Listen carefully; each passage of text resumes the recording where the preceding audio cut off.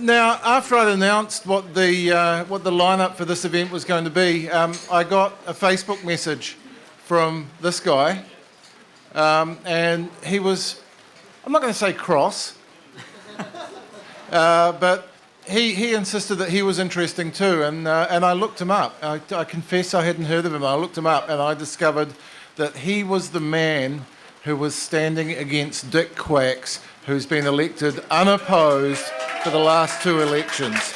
And I thought that's actually pretty interesting. In the Howick ward, there's actually quite a lot of action in Howick. After no one standing against Dick Quacks and Sharon Stewart, all of a sudden stuff's happening, and there are other candidates, including this guy, Matthew Cross. Please welcome him.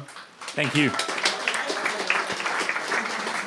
You're standing against Dick Quacks, but Dick Quacks in the last 2 months has become a changed man. We're all saying nice things about him because he behaved himself as the unitary plan was approved. Where were you when Dick Quacks was evil, Matthew? Hey, I think it's sort of typical Theodorus in that he does the minimum amount that he needs to, and then he sort of relies on what we sort of think about him otherwise. And we're also seeing that play out during the election in that he's basically doing nothing. He's put up his hoardings, and that's about it. He's not engaging with anyone. He's not doing the door knocking, and he's not putting in the hard yards. And I think you need to sort of start as you mean to go on, and you need to start by doing the hard work. Is that a good sign for local government that there are people actually, he possibly won't get away with that this time, and there are other candidates this time? Oh, absolutely. I think any ward that sort of gets someone elected unopposed is a real indictment on our level of democracy and our level of engagement within Auckland. I'm almost a fan of if someone's standing unopposed, then we need to encourage a higher level of engagement. Now, you've come to this after spending 11 years in the army, including commanding a platoon in Timor. How will those skills help you on the local board? Yeah, absolutely. On the council, sorry. Hey, for one, we've heard about why it's so important to vote, and Auckland, sitting in nice Auckland, where it has its challenges, absolutely.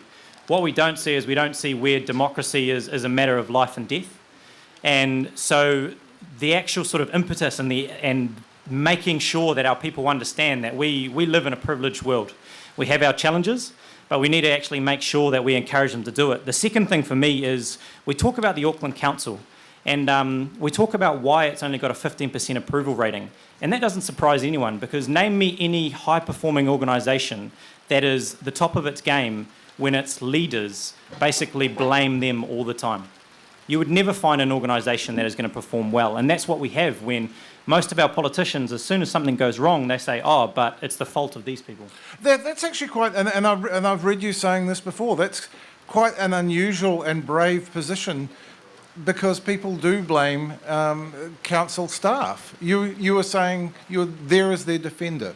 Yeah, well, I think there's roughly 12,000 Aucklanders that are employed by the Auckland Council, and I'm pretty sure they don't wake up every single day thinking, how can we waste taxpayer money?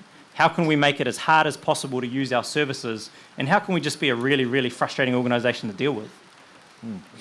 The other incumbent in Howick, Sharon Stewart, initially said that she hadn't heard of you and said of you and the other challengers, I'm sure they're passionate, but I'm not sure they're aware of what they really need to do.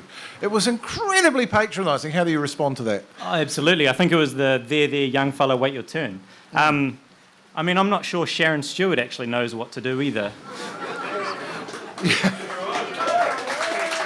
I think there may be something in that. She also talked up her support on the basis of her, quote, fighting the unitary plan. What do you make of that? Well, I'm pretty sure Sharon Stewart took herself out of actually having any positive engagement with the unitary plan by putting in a personal submission. The second thing about that fantastic article of Sharon's is she said that I deserve to be there. And I think that any political leader that stands there and says, I deserve to be there, has really failed the first test of leadership. No one deserves to be there. You do the work. You work as hard as you can, and the people decide who deserves to be there. You don't claim it yourself. You have, if we're talking about age and experience, you have kind of pitched yourself as a millennial candidate, haven't you? Well, no, not really. I think, like Chloe, as soon as people see your age, and if you're sort of probably the below side of 35, they suddenly say, right, you're a young person, and you get the there young fella type treatment. I think we need to stop talking in terms of demographics or just basically putting people in these groups, because the issues of Auckland are not specific groups. It's talking about a city of 1.5 million people. And it's really easy to marginalise, and it's really easy to talk about these individual issues, but everything is connected.